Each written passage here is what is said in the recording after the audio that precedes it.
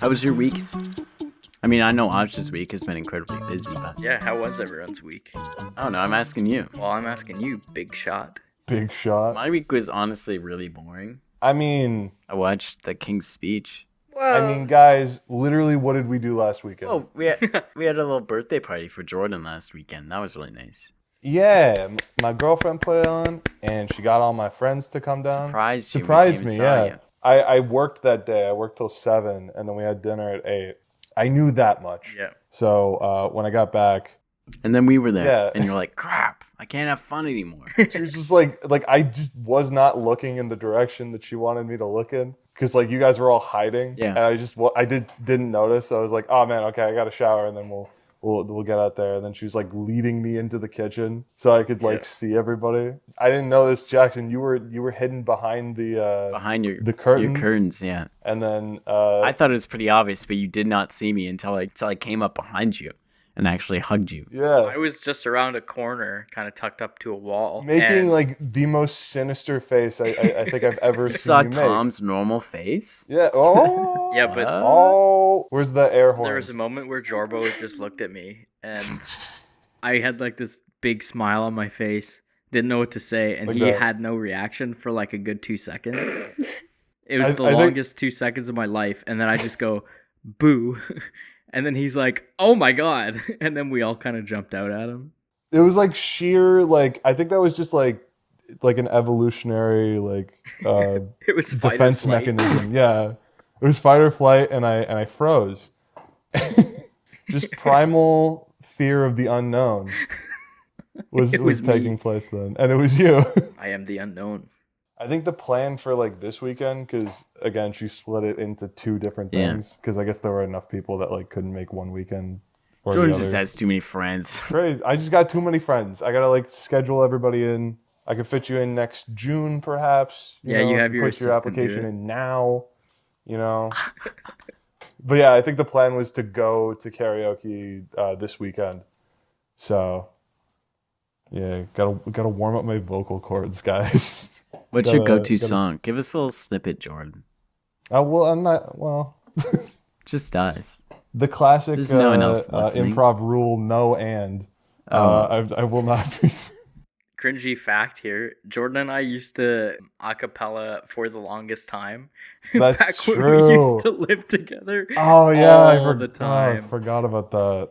Yeah, I'd take the deep parts. You take the. For the longest time. Like pitch perfect style acapella? Yeah, kinda. They do acapella in that. You said doo-doo. I did take. Oh, I mean, that was on his 6th chocolate milk, I think. speaking about chocolate milk, the King's Speech, guys. Did you guys know the guy who invented the Segway died on the Segway? Yeah, that was the bit from last episode. Yeah, you fell off the Grand Canyon, bro. Yeah, on the Grand Canyon. No, he's just avoiding some dog. Yeah, okay, I got that wrong, but that's how I remember it. The King's Speech, guys. No, I picked this week. And my whole thing is I wanted to talk about Oscar bait movies. So I decided on, it might be a little controversial take, but I picked The King's Speech as my Oscar bait movie of choice for this one. Mainly because, as we all know, Oscar bait movies are those movies that are just kind of made to win awards. I hadn't heard that phrase until you brought it up in the group chat. Oh, really? It's No. pretty popular. It's a pretty popular genre of movies. Like Oppenheimer, for example, is an Oscar bait movie. And it I basically... feel like that's really it's a very opinionated thing to claim Well- a movie's Oscar bait, though. I don't know. Because they all kind of follow this same formula of like this biopic releases at the very end of the year, right before award season, and When did this movie come out? well, it was released in 2010. But you get a lot of these movies that are released like in the blocks right before the Academy Awards with like insane budgets, insane star-studded cast, like the most popular people of the era. basically just to collect awards. And the reason I wanted to pick that is because they kind of come in at the last moment of the year, pick up all the awards, and then just kind of dissipate in the following years, whether or not they're actually great movies. Yeah, with the Oscar bait genre of movies, it's these series of movies that like they all sort of like fill in these requirements, not just for for your consideration. Chris Pratt's got to be the main character. Chris Pratt needs to play Garfield in it. Yeah, no, Yeah. they fill in these specific quotas, to be eligible to be nominated, and there's a lot of money that goes into that, but also the type of movie that goes through that process, because that costs the studios like quite a bit of money to push their film for awards. It's got to be a surefire hit, and so that's where you get like these character driven biopics, or like if it's set in Hollywood, if it's got like Meryl Streep or Tom Hanks in it, it's a shoo-in. They're more likely to be considered than like other movies. Holocaust adjacent. It depends on like the era, right? So back in 2010, a huge hit was Royals and like the royal family, as well as especially the cast within this movie, which is like basically every Oscar-winning English actor you can name by just looking at them. But like these are some of the most popular actors of that era. Mm-hmm. And these kind of movies cast these kind of people, like these insane talents, to collect awards and kind of look good for the production studios at the end of the year, right? So I just thought it'd be interesting if we did a movie, review it and critique it, whether or not to determine if it was worth the time to watch and actually like is up to the standard that the Academy and everyone kind of holds it to. So I figured, why not do something like The King's Speech, that is normally regarded amongst most people as a really, really good movie. Yeah. And kind of look at if it's as good as reviews and the Academy looks at it from like a common viewer perspective. Well, why don't we go watch it one more time, and then you can try to convince me. Yeah, I got you. And everyone else. See, I like that movie because it informs me on the royal family, because really the only things I know about the royal family I learned from John Mulaney. So What? Does he have a bit about the royal family? it's true. Is he British? He has. Have you ever seen Royal Watch with John Mulaney? No. No. No, I missed that. He was on like during COVID, I guess. This is probably like right before he went to rehab and stuff. Anyways, he was writing on Seth Meyers' show and he was like this surprise bit that he didn't know what was happening, and just John Mulaney came out in sunglasses and a trench coat. Oh. And it was called The Royal Watch, and it was just him talking about the royal family. Oh, okay. Plus just the frequent times he's brought up Princess Diana. Yeah, and I've never like watched that bit, but like I've seen the stills. Like I know that bit exists. I think it was in like a timeline video for pre versus post rehab celebrity drama. That'll be relevant for later in the discussion. Anyways, one crappy joke later. Welcome back. So what did we think? What did we think of The King's Speech, guys? I loved it. I was laughing the whole time. Not in like a good way. It was funny. I enjoyed it. There was good humor in it. Jackson was like, haha, British people aren't real. People don't actually talk like that. Asha, what about you? It was good. It was a nice movie. And I think his favorite daughter is Elizabeth. Gee, what makes you say that? That's not a spoiler. Yeah. Bro, you just spoiled the whole movie. That's like nothing to the plot, but he picked her up first and always hugged her first. I was like, poor Margaret or whatever the other one's name is. See, I don't even know the other ones. Anywho, absolutely irrelevant to the plot, but it was okay. Yeah, it was good. That was my first time seeing it. Was that your guys' first time seeing it? Yeah, it was my first time it was seeing the first time. I think that's a first for the podcast. I think normally at least one of us has seen the movie. Yeah. There you go. Not a one. Jorbo, what did you think? What did I think? I thought it was perfectly fine and perfectly serviceable. It makes sense that this would sweep the Oscars. I was just, I don't know, man. I was kind of bored. It was very, I found it very dry, and that's not like to discredit any of, on a technical level, everything's great. Colin Firth is great. All the actors are great. The set deck, the score, the cinematography. I like what they were doing with the sort of empty spaces in Yeah. those what's it called, an unbalanced frame? Is that Yeah. Yeah. am I getting that right? Yeah. I like what they were doing with that. That's maybe like the one thing, that and the writing I felt was like pretty sharp, especially when it was Lionel and Bertie, you know, just training Yeah. and talking. But other than that, this is not the kind of movie I would go for. So why did you find it so dry? Like, what about it was dry? Because by the sounds of it, on a whole level, you enjoyed it. But like, what was the part of the movie that you really didn't vibe with? Like, what was the main thing? Just the whole British thing. No, The accents aren't real. I think I think they're faking it. nobody talks like that. I've not heard one person talk like that. All right, that's a silly voice we do at parties, and that's it. Nah, I don't know. I think with regards to, well, it's about like the politics of the royal family, and that's not It's not your cup of tea. anything that is on my radar. I'm not. What would you call it? The John Mulaney. John bit? Mulaney? Royal Oh. Watch. Oh yeah.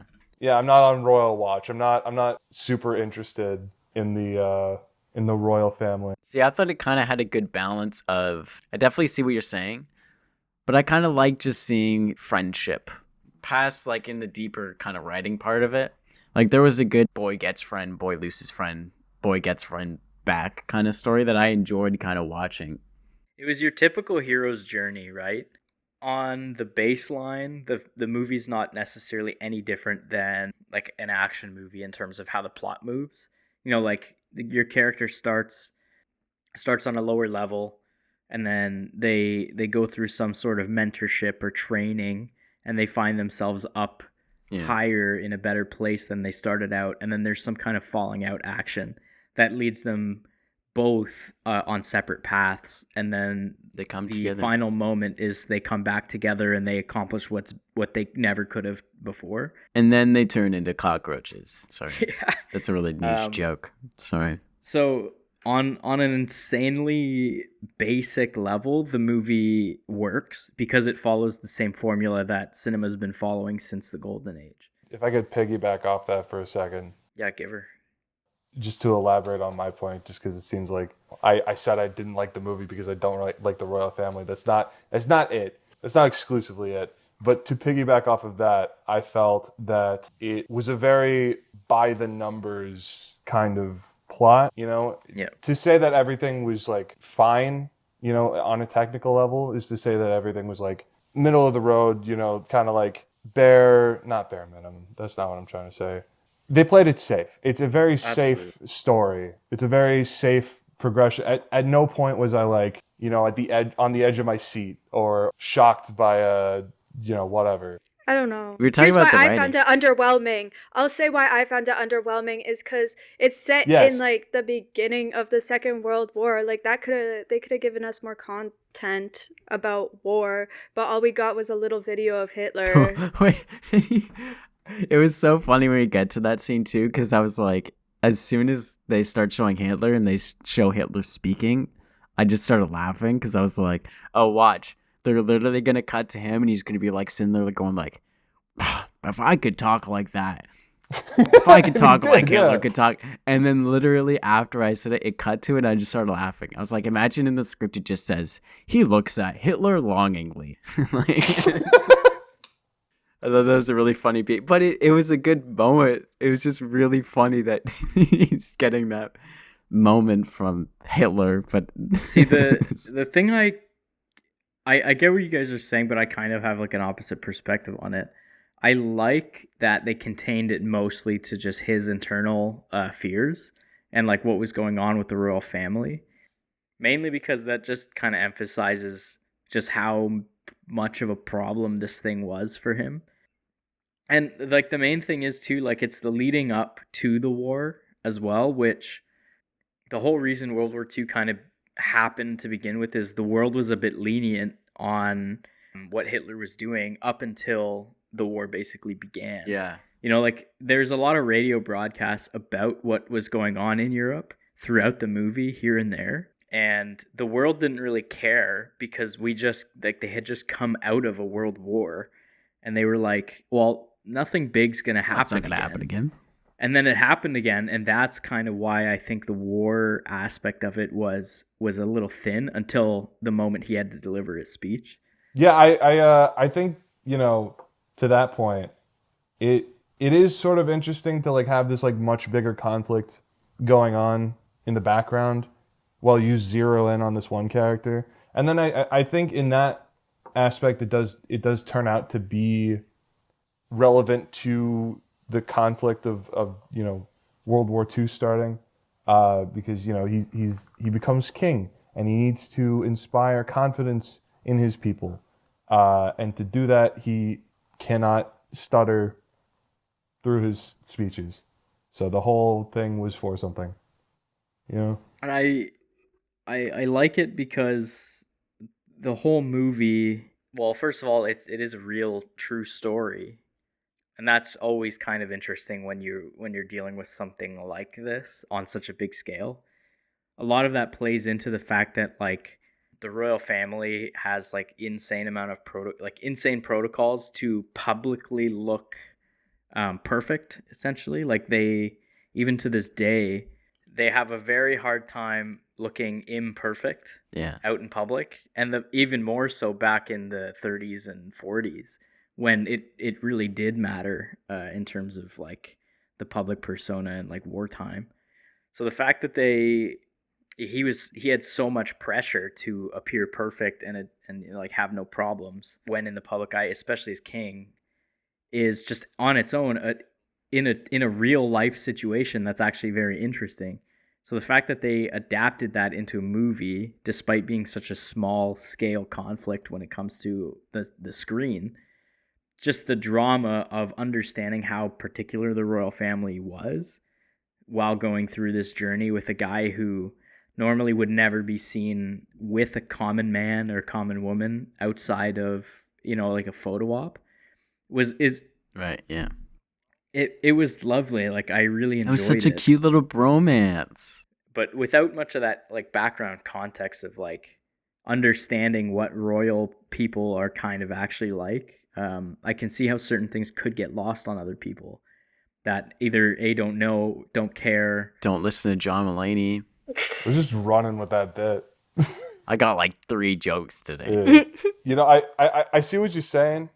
I would assume that a deeper understanding of the workings of the royal family might elevate the text of this a bit for someone. But even just like having the basis knowledge, I still think it works. Absolutely. You know, it's that still kind of goes into the idea of like it's just on its own a cookie cutter hero's journey movie that it works no matter who or what is watching, but the context of the situation kind of elevates it a little bit. But I think what I really want to discuss with you guys is it best picture at the Academy Awards worthy? Is it best acting at the Academy Awards worthy? Is it best writing at the Academy Awards? And best directing at the Academy Awards worthy? Is this movie truly earning those accolades amongst, you know, some of the other really good films that came out that year? I'll pull up a list. Well, of course it was. It was designed in a test tube to be worthy of that. Like one of the things that like I like compare it to, we looked at Madame Web, which we all agree was not a good movie. One of the things we really did discuss and critique was, well, looking at the characters, they're really thin characters. They're very stereotypical, but like not even cookie cutter because they were just the vaguest, lamest characters. But with this one, I really did like the characters and they were unique. And there was a lot of good building. Like in the scenes with a lot of dialogue, there was a lot of really good building. And I like being able to see their individual personalities and how they interacted with one another. And there was a lot of really good moments in there where we got that, compared to Madame Web, where it was just like one line of dialogue here that suggested that they liked math and that their t-shirt made a math joke. Yeah. And that they were smart, right? Where I think with the pacing, like this is a very slow-paced movie in the writing and the action, and I don't know, I think looking at from that aspect, which it did win original screenplay. I think from a writing standpoint, my opinion is that despite being, yes, a very hero's journey boy, Well, boy gets friend and a voice, boy loses friend and a voice, boy gets friend and a voice back. Being very stereotypical, it did a good job of that, and it had good characters, good relationships, good character building and emotion that I think it was strong. Hey listener, if you like this podcast and you haven't followed yet, we'd really appreciate it. If you really like this podcast, please leave a review on Apple Podcast.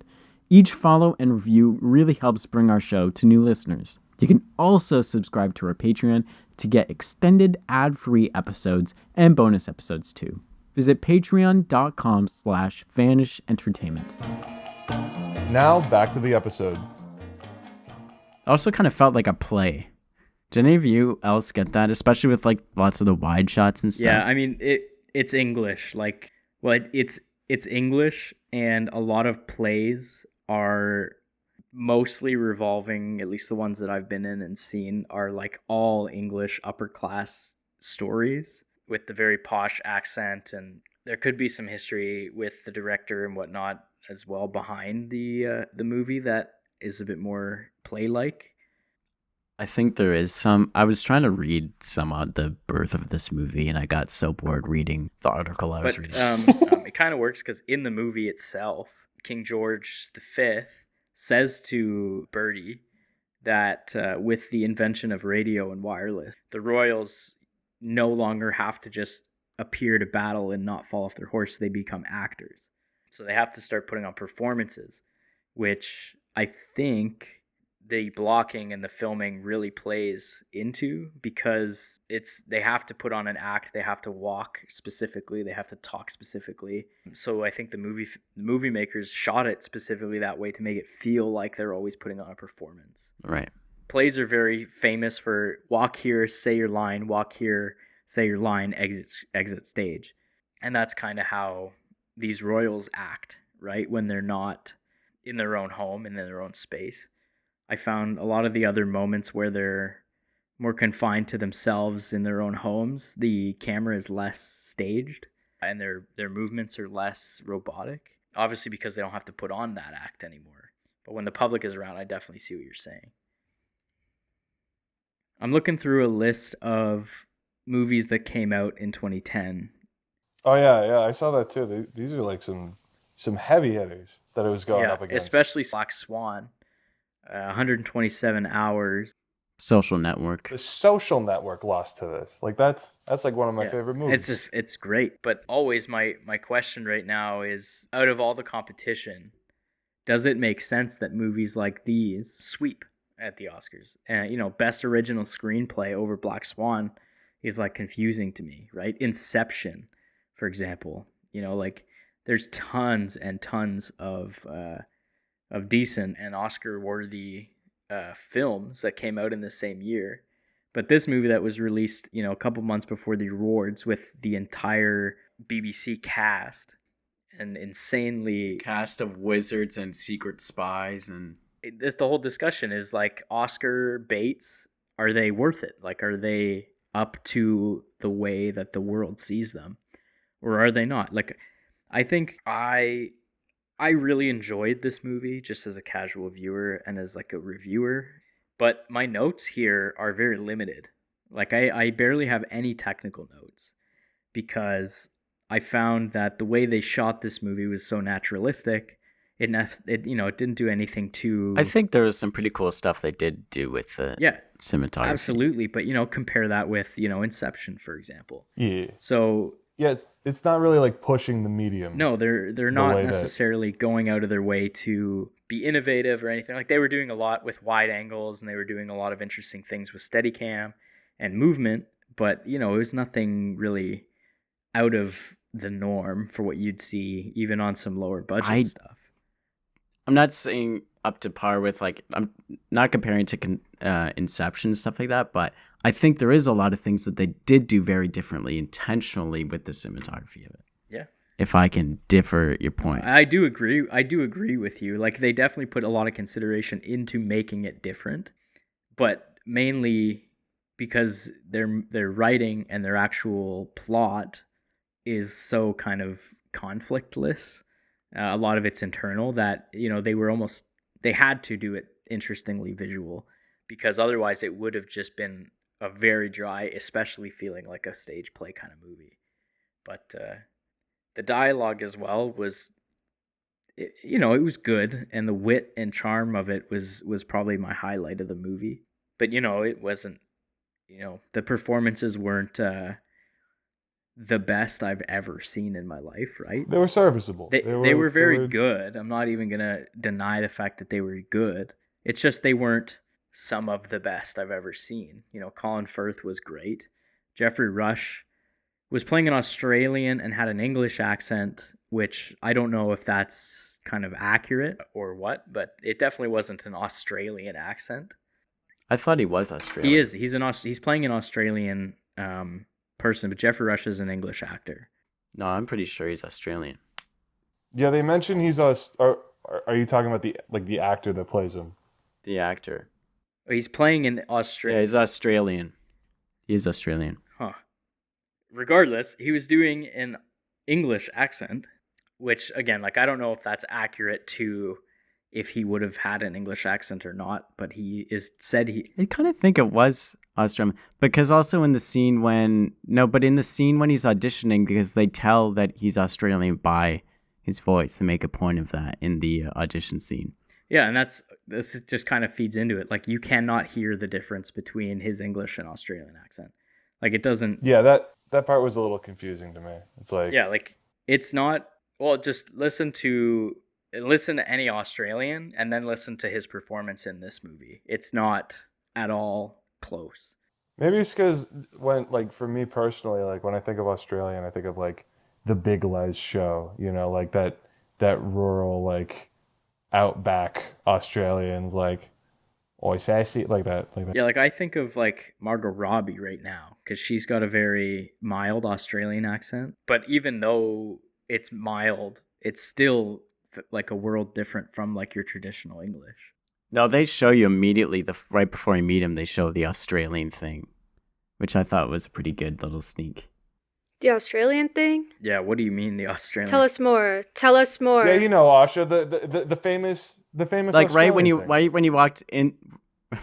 thing. she walks into the office, she looks over and he has that little thing of Australia. Oh, I didn't even notice that.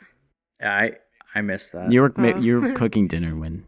It's a good movie, but to sweep at the Oscars and to have such high critical acclaim, it's just I wanted to talk about it, get people's opinions.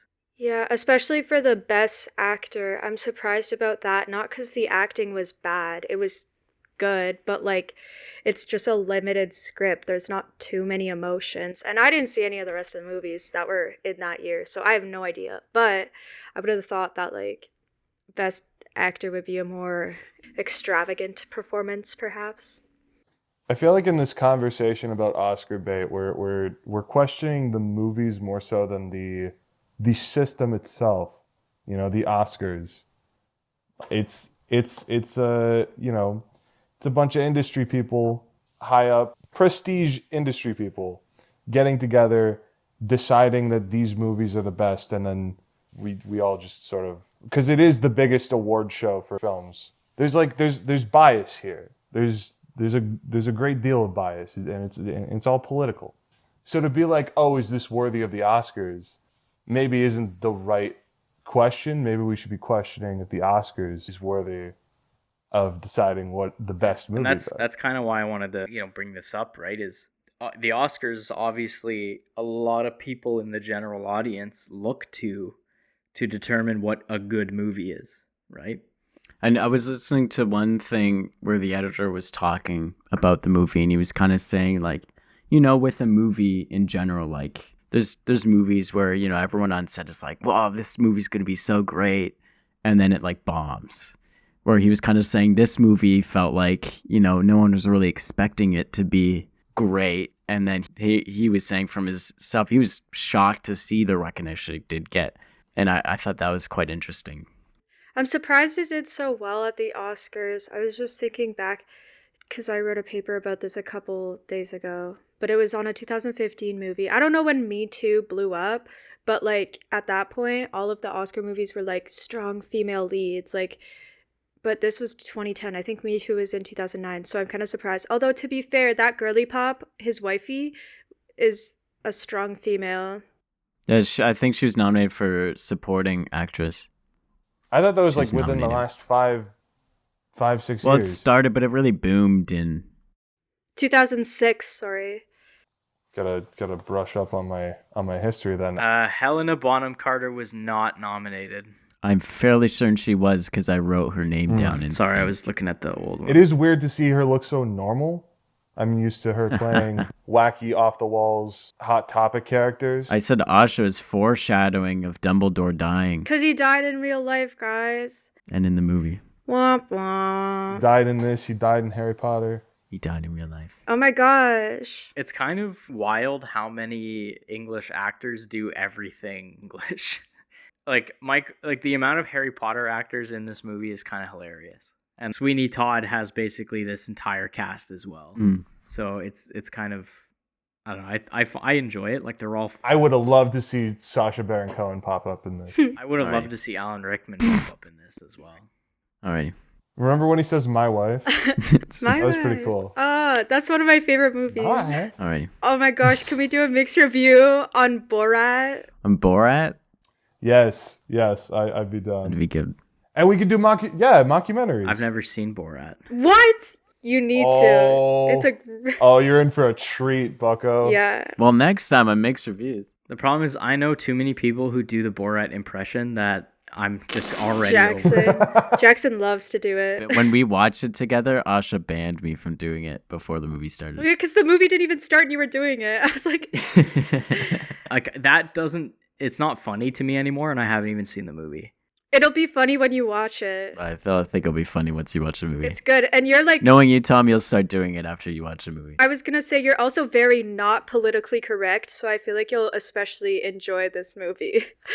Oh my God, Tom's canceled. Everybody, part 2. You thought this was about the King's speech? No, we're still trying to cancel Tom. That's going to be my mission.